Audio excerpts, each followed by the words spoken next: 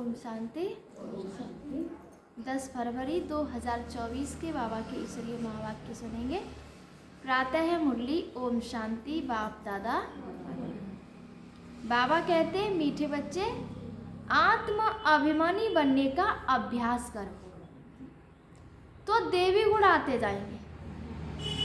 आत्मा की स्मृति में रहेंगे तो बाबा ने कहा है कि देवी गुण आते जाएंगे और किरमिलल ख्यालात समाप्त हो जाएंगे और अपार खुशी रहेगी। प्रश्न है कि अपनी चलन को सुधारने व अपार खुशी में रहने के लिए कौन सी बात सदा स्मृति में रखनी है। चलन को सुधारने व अपार खुशी में रहने के लिए कौन सी बात सदा किस में रखनी है? स्मृति माना याद में रखनी है। उत्तर है कि सदा स्मृति रहे कि हम देवी स्वराज से स्थापन कर रहे हैं। हम मृत्यु लोक को छोड़ अमर लोक में जा रहे हैं। इससे बहुत खुशी रहेगी। देवी स्वराज्य अगर स्थापन करेंगे तो फिर देवी गुण जैसे अपने अंदर गुण भी तो धारण करने पड़ेंगे हमें। इसलिए बाबा ने कहा है कि हमें क्या स्मृति में रखना है कि देवी स्वराज्य स्थापन कर रहे हैं। हम मृत्यु लोक को छोड़ अमर लोक में जा रहे हैं। इससे बहुत खुशी रहेगी। चलन भी सुधरती जाएगी क्योंकि अमर लोक नई दुनिया में जाने के लिए देवी गुण जरूर चाहिए। स्वराज्य के लिए बहुतों का कल्याण भी करना पड़े, सबको रास्ता बताना पड़े। ओम शांति। बच्चों को अपने को यहाँ का नहीं समझना चाहिए। तुमको मालूम हुआ है हमारा जो राज्य था, जिसको राम राज्य या सूर्यवंशी राज्य कहते हैं, उसमें कितनी सुख और शांति थी। इसे क्या कहते हैं? स्वराज्य सूर्यवंशी कहते हैं, जहाँ कितनी सुख और शांति थी। अब हम फिर से देवता बन रहे हैं। आगे भी बने थे। हम ही सर्वगुण संपन्न 16 कला संपूर्ण थे। देवी गुण वाले थे। हम अपने राज्य में थे। अभी किस में है? रावण राज्य में है। हम अपने राज्य में बहुत सुखी थे। तो अंदर में बहुत खुशी और निश्चय होना चाहिए क्योंकि तुम फिर से अपनी राजधानी में जा रहे हो। रावण ने तुम्हारा राज्य छीन लिया है। रावण ने तुम्हारा राज्य छीन लिया है, लेकिन बाबा हम फिर से देने के लिए आया है। तुम जानते हो कि हमारा अपना सूर्यवंशी राज्य था। हम राम राज्य के थे। हम ही देवी गुण वाले थे। हम ही बहुत सुखी थे। फिर रावण ने हमारा राज्य भाग्य छीन लिया। अब बाप आकर अपना और पराये का राज समझाते हैं कि अपना क्या है और पराया क्या है। आधा कल्प हम राम राज्य में थे, फिर आधा कल्प हम रावण राज्य में रहे। बच्चों को हर बात का निश्चय हो तो खुशी में रहे और चलन भी सुधरे। अब पराये राज्य में हम बहुत दुखी हैं। हिंदू भारतवासी समझते हैं कि हम पराये फॉरेन राज्य में दुखी थे। अब सुखी हैं अपने राज्य में, परंतु यह है अल्पकाल काग विष्टा समान सुख, थोड़े समय के लिए। तुम बच्चे अभी सदा काल के सुख की दुनिया में जा रहे हो। तो तुम बच्चों को अंदर बहुत खुशी रहनी चाहिए कि जहाँ कभी काल नहीं आता। ज्ञान में नहीं है तो जैसे ठिक्कर पत्थर बुद्धि है। तुम बच्चे जानते हो कि हम अवश्य अपना राज्य लेंगे। इसमें तकलीफ की कोई बात नहीं।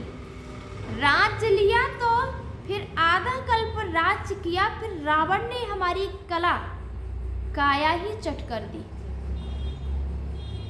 कोई अच्छे बच्चे की जब चलन बिगड़ जाती है तो कहा जाता है कि तुम्हारी कला काया चट हो गई है, तुम्हारे अंदर कोई भी कला नहीं है। बाबा कहते हैं बेहद की बातें समझना चाहिए, माया ने हमारी कला माना काया चट कर दी, हम गिरते ही आए और आकर के हम कलाहीन हो गए, हमारे अंदर कोई भी कला नहीं रही। अब बेहद का बाप देवी गुण सिखलाते हैं तो खुशी की, तो बाबा ने कहा है तो खुशी का पारा चढ़ना चाहिए।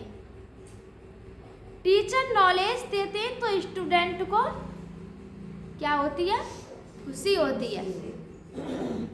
यह है बेहद की नॉलेज, तो हमें कितनी खुशी होनी चाहिए कि हमें बेहद का पिता हमें पढ़ाने के लिए आया है। अपने को देखना है कि मेरे में कोई आसुरी गुण तो नहीं है। हमें स्वयं की क्या करनी है, जांच करनी है कि मेरे अंदर कोई आसुरी गुण तो नहीं है। संपूर्ण नहीं बनेंगे तो सजाएं खानी पड़ेंगी, परंतु हम सजाएं खाएं ही क्यों? जब हमें भगवान पढ़ाने के लिए आया है तो फिर हमें पढ़ना चाहिए, क्यों हम सजा खाएं? तो बाबा कहते हैं इसलिए बाप जिससे यह राज्य मिलता है उसको याद करना है, अगर सजाएं न खानी हो तो। देवी गुण जो हमारे में थे वह अब धारण करने हैं। यहाँ यथा राजा रानी तथा प्रजा सब में देवी गुण थे। कहाँ? सत्ययुग में। तो बाबा कहते हैं देवी गुणों को तो समझते हो ना,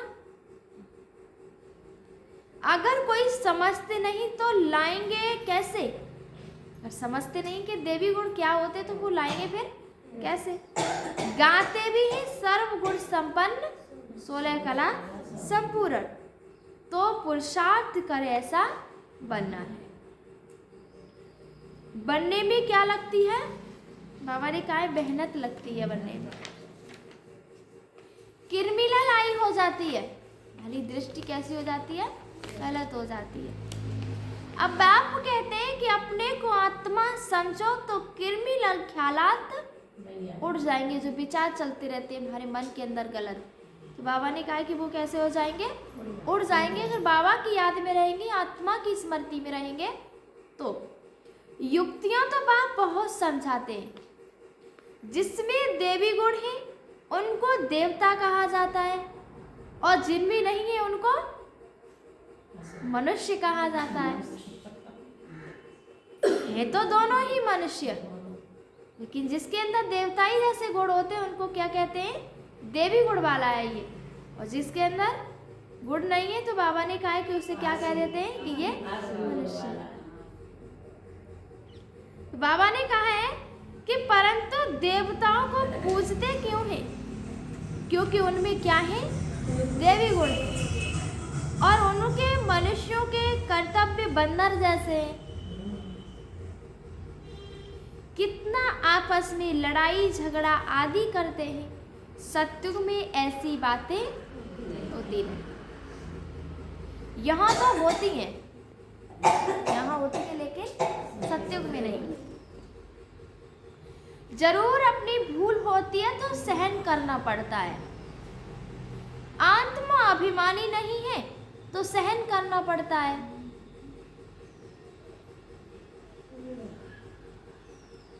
तुम जितना आत्माभिमानी बनते जाएंगे उतने देवी गुण धारण होते जाएंगे। बाप सुखदाता है तो बच्चों का काम है सबको सुख देना। अपने दिल से पूछना है कि हम किसी को दुख तो नहीं देते, परंतु कोई कोई आदत होती है जो दुख देने बिगर रह नहीं सकते, बिल्कुल सुधरते नहीं। जैसे जेल वार्डर्स हैं, वह जेल में ही अपने को सुखी समझते हैं। बाप कहते हैं वहां तो जेल आदि होता नहीं, पाप होता ही नहीं जो जेल में जाना पड़े। यहाँ पाप करते तो भी जेल में जाना पड़ता है। यहाँ जेल में सजाएं भोगनी पड़ती हैं। अभी तुम समझते हो कि हम जब अपने राज्य में थे तो बहुत साहूकार थे। जो ब्राह्मण कुल वाले होंगे वह ऐसे ही समझेंगे कि हम अपना राज्य स्थापन कर रहे हैं। वह एक ही हमारा राज्य था जिसको देवताओं का राज्य कहा जाता है। आत्मा को जब ज्ञान मिलता है तो खुशी होती है।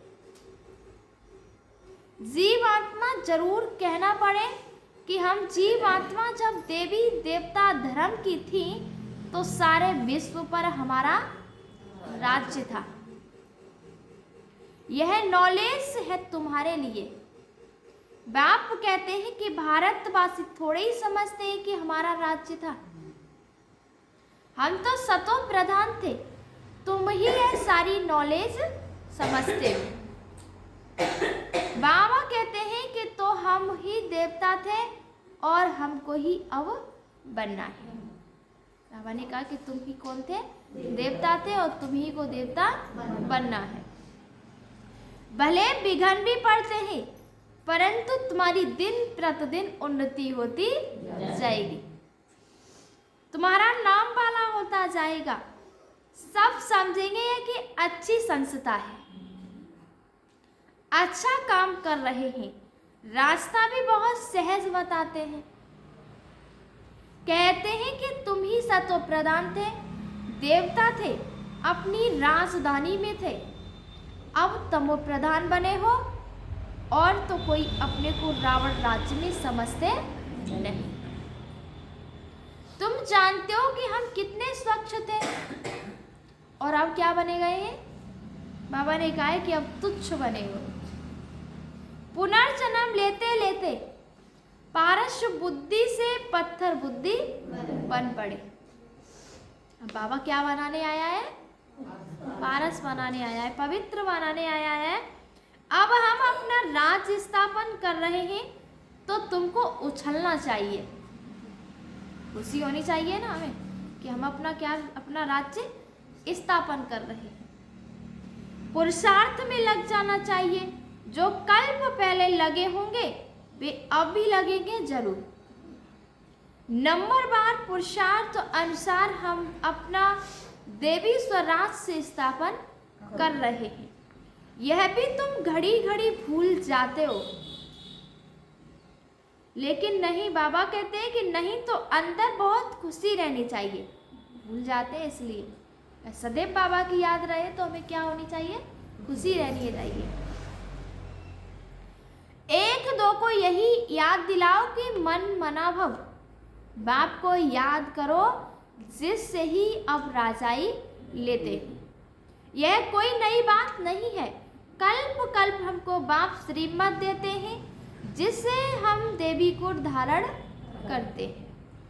नहीं तो सजाएं खाकर फिर कम पद लेंगे। यह बड़ी भारी लॉटरी है। अब पुरुषार्थ कर उच्च पद पाया तो कल्प कल्पांतर पाते ही रहेंगे। बाप कितना सहज समझाते हैं। प्रदर्शनी में भी यही समझाते रहो कि तुम भारतवासी ही देवताओं की राजधानी के थे। फिर पुनर्जन्म लेते लेते सीढ़ी नीचे उतरते उतरते ऐसे बने हो। कितना सहज समझाते हैं। सुप्रीम बाप, सुप्रीम टीचर और सुप्रीम गुरु है ना। तुम कितने ढेर स्टूडेंट हो, दौड़ी लगाते रहते हो। बाबा भी लिस्ट मंगाते रहते हैं। कितने निर्विकारी पवित्र बने हैं। बाबा ने कहा है कितने निर्विकारी पवित्र बने हैं। बच्चों को समझाया गया है कि भ्रकुटी के बीच में आत्मा चमकती है। बाप कहते हैं कि मैं भी यहाँ आकर बैठता हूँ और अपना पाठ बजाता। मेरा पाठ ही है पतितों को पावन बनाना। ज्ञान सागर हूँ, बच्चे पैदा होते हैं, कोई तो बहुत अच्छे होते हैं, कोई खराब भी निकल पड़ते हैं। फिर आश्चर्यवंत, सुनती और कथनती, फिर भागंती हो जाते हैं।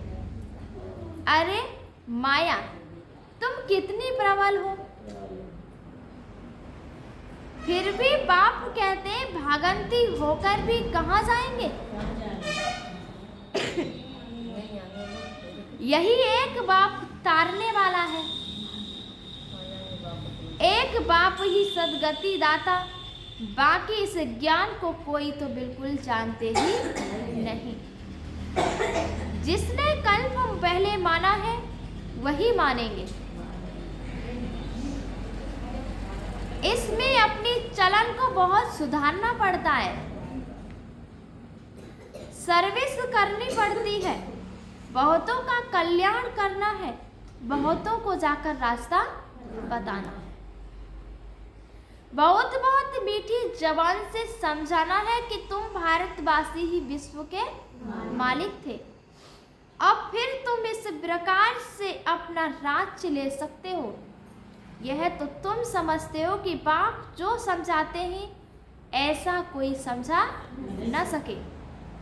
फिर भी चलते चलते माया से हार खा लेते।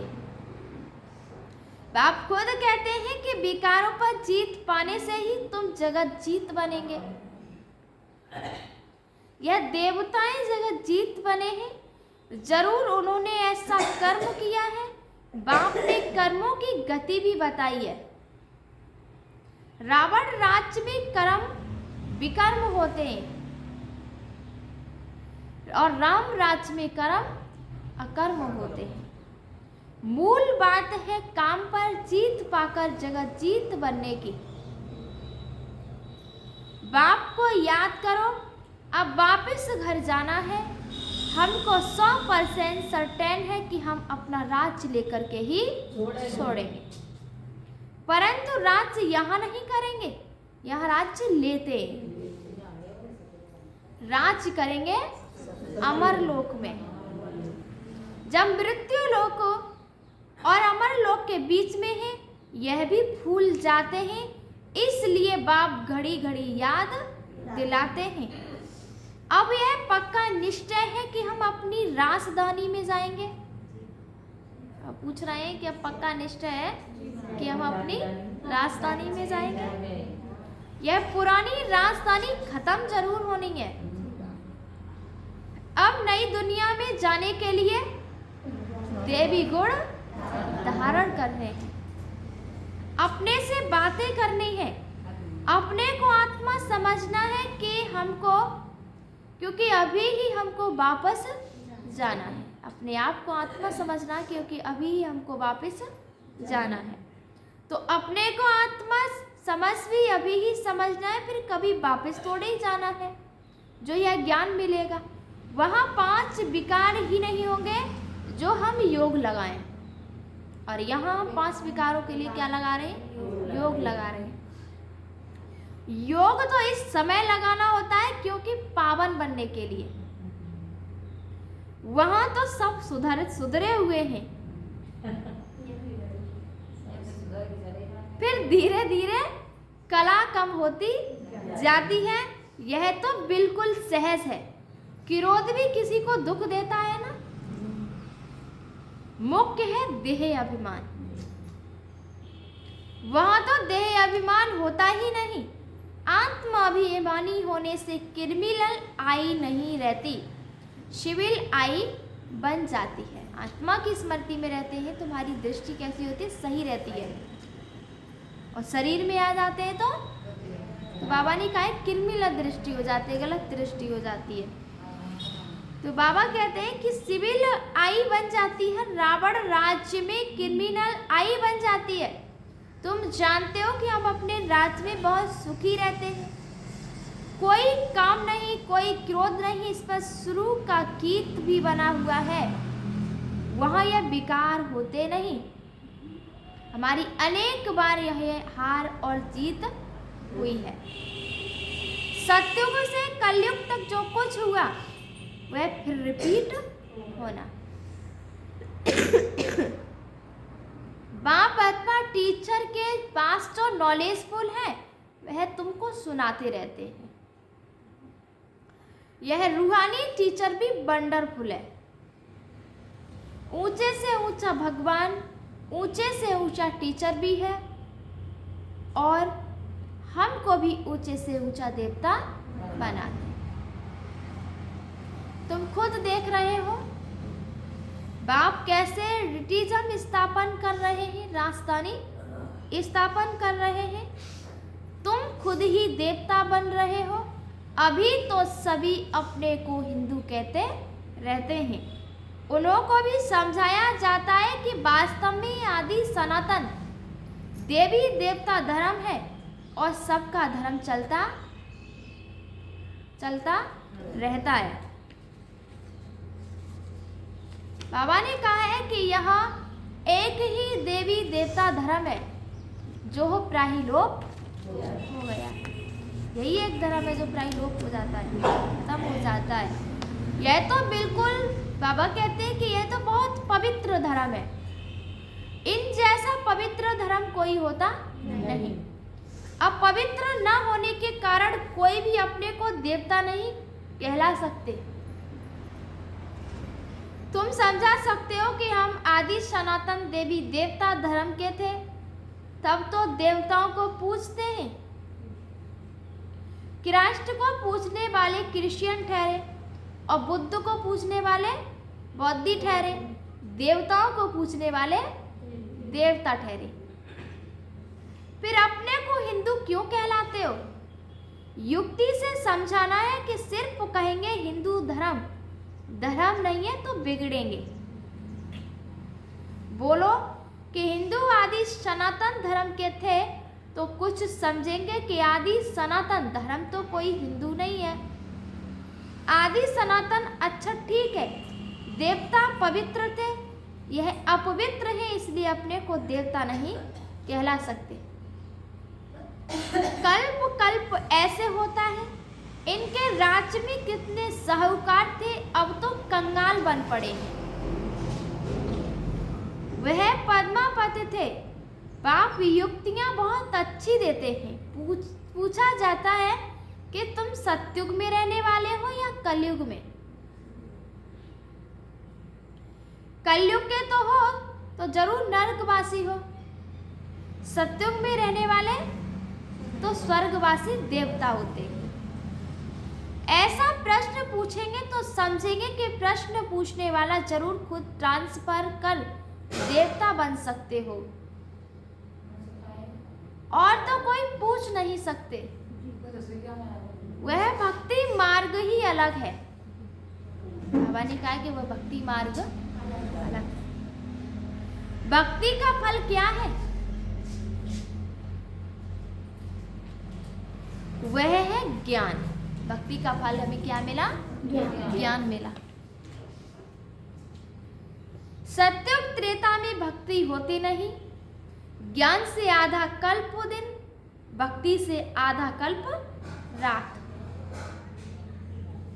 मानने वाले होंगे तो मानेंगे और न मानने वाले होंगे तो ज्ञान को भी नहीं मानेंगे, तो भक्ति को भी नहीं मानेंगे। सिर्फ पैसा कमाना ही जानते हैं। तुम बच्चे तो योग बल से अब राजाई स्थापन कर रहे हो श्रीमत पर, फिर आधा कल्प के बाद राज्य गवाते भी हो। यह चक्र चलता ही रहता है। अच्छा, मीठे मीठे सिकिलते बच्चों प्रति माता पिता बाप दादा का याद प्यार और गुड मॉर्निंग। रूहानी बाप के रूहानी बच्चों को नमस्ते। सभी रूहानी बच्चों की रूहानी माता पिता बाप दादा को याद प्यार और गुड मॉर्निंग, नमस्ते नमस्ते। शुक्रिया बाबा, शुक्रिया। धारणा के लिए मुख्य सार है, पहली पॉइंट है कि बहुतों का कल्याण करने के लिए अपनी जबान बहुत मीठी बनानी है। मीठी जबान से सर्विस करनी है और सहनशील बनना है। बहुतों का कल्याण करने के लिए अपनी जबान बहुत मीठी बनानी है। मीठी जबान से सर्विस करनी है, सहनशील बनना है। दूसरा है कि कर्मों की गहन गति को समझ विकारों पर जीत पानी है। जगत जीत देवता बनना है। आत्माभिमानी बन क्रिमिनल दृष्टि को सिविल बनाना है, पावन बनाना है। आज का वरदान है कि श्रेष्ठ कर्म द्वारा दिव्य गुण रूपी प्रभु प्रसाद बांटने वाले फरिश्ता सो देवता। श्रेष्ठ कर्म द्वारा दिव्य गुण रूपी प्रभु प्रसाद बांटने वाले फरिश्ता सो देवता भव। वर्तमान समय चाहे अज्ञानी आत्माएं हैं चाहे ब्राह्मण आत्माएं हैं, दोनों को आवश्यकता गुणदान की है। तो अब इस विधि को स्वयं में व ब्राह्मण परिवार में तीव्र बनाओ। ये दिव्य गुण सबसे श्रेष्ठ प्रभु प्रसाद है। इस प्रसाद को खूब बांटो। जैसे स्नेह की निशानी एक तो को टोली खिलाते हो, ऐसे दिव्य गुणों की टोली खिलाओ। तो इस विधि से फरिश्ता सो देवता बनने का लक्ष्य सहज समय प्रत्यक्ष दिखाई देगा। आज का स्लोगन है कि योग रूपी कवच को पहनकर रखो। योग रूपी कवच को पहनकर रखो तो माया रूपी दुश्मन वार नहीं कर सकता। अच्छा, ओम शांति।